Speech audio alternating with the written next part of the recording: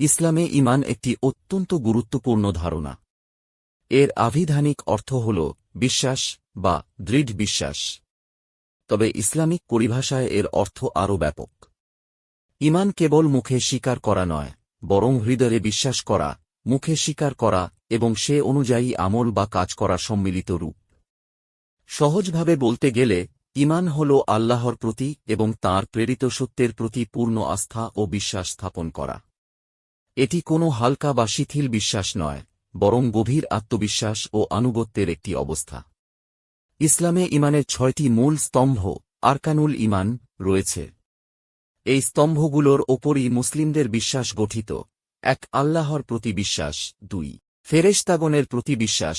3. আসমানী কিতাবসমূহের প্রতি বিশ্বাস। 4. নবী রাসূলগণের প্রতি বিশ্বাস। 5. আখিরাত বা পরকালের প্রতি বিশ্বাস। 6.